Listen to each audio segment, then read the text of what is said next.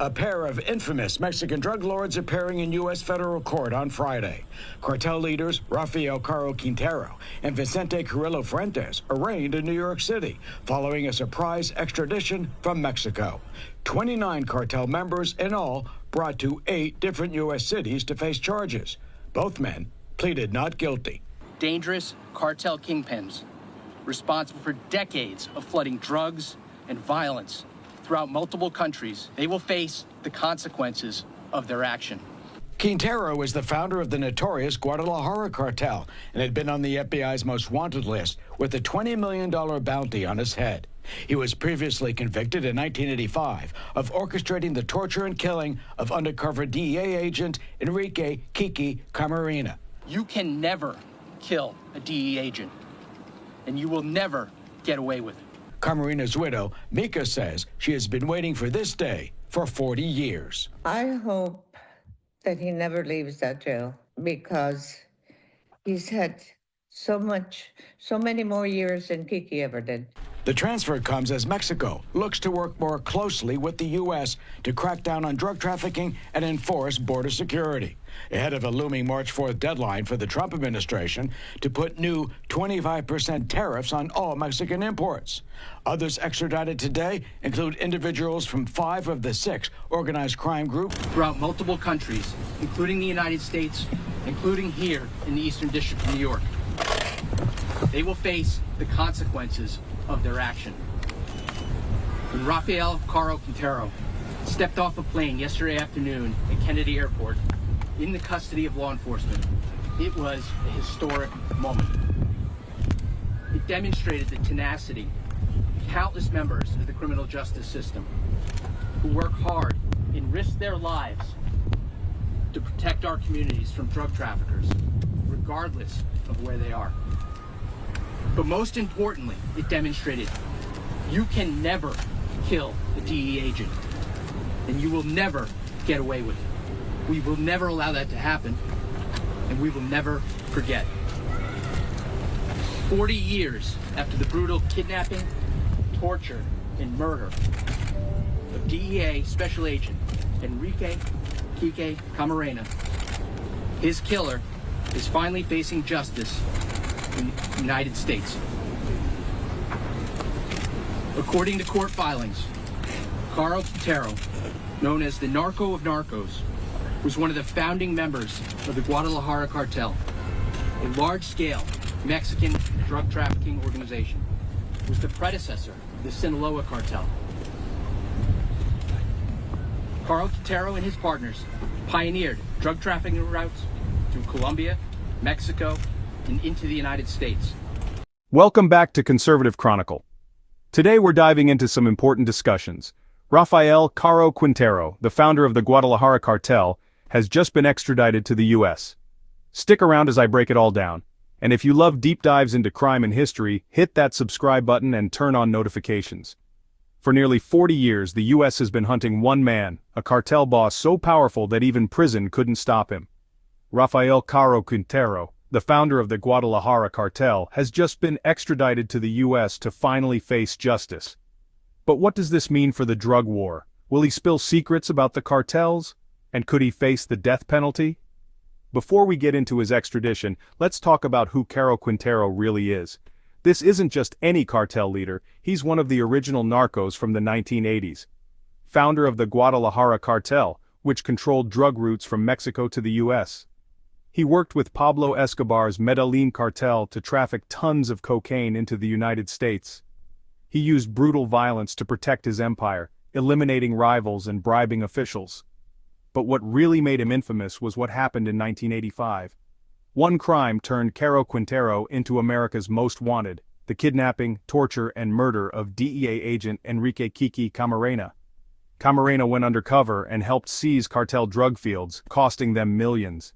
In retaliation, Caro Quintero ordered his brutal murder, sending shockwaves through both Mexico and the U.S. The U.S. launched Operation Leyenda, the biggest DEA manhunt in history, vowing to bring him to justice. Fast forward to 2024, after decades of hiding and running the cartel from the shadows, the U.S. finally got their hands on him. After escaping prison on a legal loophole in 2013, Caro Quintero went back to running drug operations, but in 2022, Mexican special forces finally caught him hiding in the mountains of Sinaloa. Now, after years of legal battles and cartel interference, he's finally in U.S. custody. But what charges? And built one of the largest drug organizations in the world. They trafficked heroin, methamphetamine, cocaine, and marijuana. Having built this lucrative business, Caro Quintero used extreme violence to protect the cartel's operations, beating and killing anyone who got in his way. In 1985, Caro Quintero ordered the kidnapping, torture, and murder of DEA Special Agent Camarena, a hard-working young agent who had infiltrated Caro Quintero's operations and led the Mexican government to seize one of their largest drug-producing ranch. And he was killed in retaliation. Caro Quintero went to prison in Mexico from 1985 to 2013. But even from prison, he used family members and associates to run his drug business. He was released from prison in 2013 by legal error. And for almost a decade, he was a fugitive from justice. Caro Quintero is presumed innocent, but if he's convicted, he faces a mandatory life sentence or possibly the death penalty.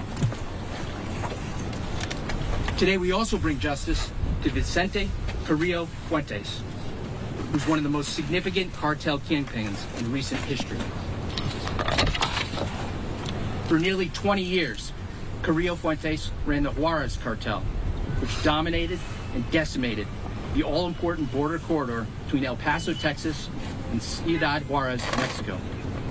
Under the leadership of Carrillo Fuentes, the Juarez cartel partnered with the Sinaloa cartel and trafficked hundreds of thousands of kilograms of cocaine. As noted in the indictment, when drugs connected to the Juarez cartel were seized, the quantities were not measured in grams or even kilograms. They were measured in tons, including almost 4,000 kilograms. That's 4 tons of drugs seized here in the Eastern District of New York.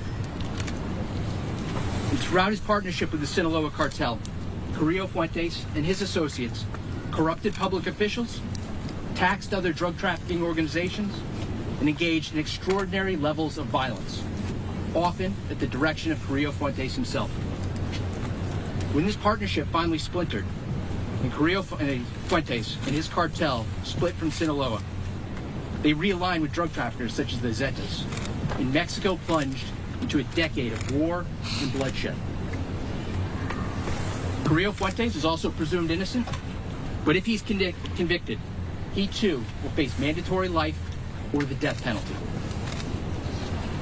Now, these cases are an example of the incredible work that's done dismantling and prosecuting transnational criminal organizations here in the Eastern District of New York with our law enforcement partners.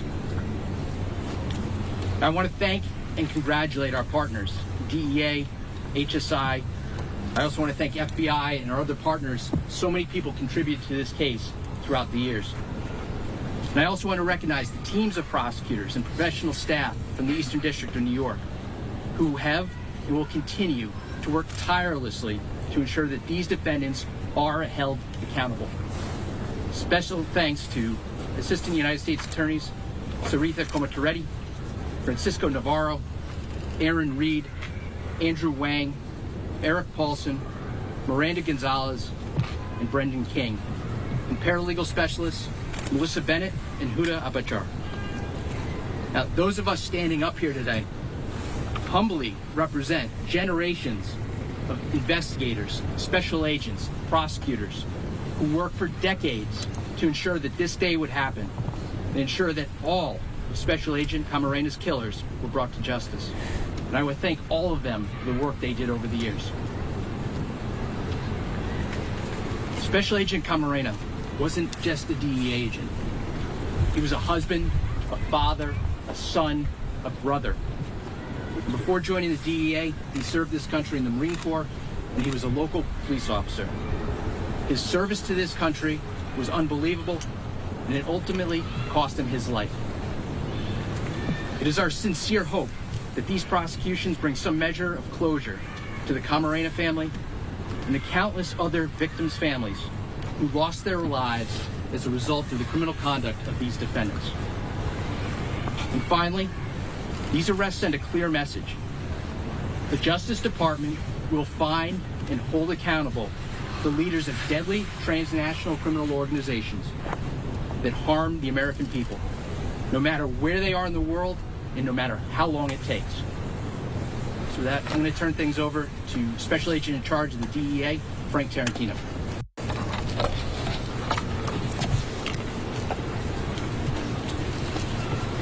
Good afternoon. My name is Frank Tarantino. I'm the Special Agent in charge of the Drug Enforcement Administration New York Division. On behalf of the Drug Enforcement Administration Acting Administrator Derek Maltz, I humbly stand before you today to say thank you to all the DEA men and women across this country and all over the world, past and present. Thank you for your tireless work and determination to meet this moment. And congratulations on the much-deserved justice rendered here today. Today is a historic event for an agency with a long-lasting legacy steeped in history, tradition, and excellence. We have waited 40 years for this day. This day when justice would be served. Today, we remember the sacrifice of slain DEA Special Agent, son, brother, husband, father, friend and colleague, Enrique Kiki Camarena, who remains a symbol of strength, honor, courage, unity, and determination. Today, Rafael Caro Quintero, the man responsible for Kiki's kidnapping, torture, and murder in 1985 in Guadalajara, Mexico, will answer for his crimes. Today's arraignment is a testament to the countless special agents, task force officers, intelligence analysts, prosecutors, and host nation counterparts who relentlessly pursued this man for over 4 decades. They did not relent, did not waver, and would not be denied the justice that Kiki and his family, Mika, Enrique Jr., Eric, and Daniel, so desperately deserved. Today is proof. It is a reminder to everyone that if you come after us, if you hurt one of us, there is no obstacle we cannot overcome. There is no border we will not cross. And there is no criminal that can escape the reach of the DEA and the rule of law of the United States of America. We stand here united today. We will never forget, and we will fight on. Thank you. I turn it over to Acting Special Agent in Charge, Mike Alfonso.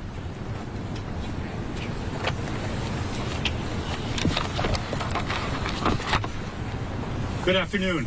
My name is Michael Alfonso. I'm the Acting Special Agent in Charge for Homeland Security Investigations in New York. Inside, just moments ago, Vicente Carrillo Fuentes and Rafael Caro Quintero appeared for what will be the first of many hearings before a U.S. judge.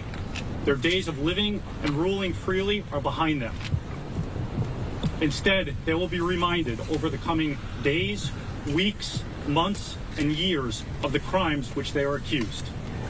As alleged, these terrorists fed off the horror and fear of their rivals and the public alike.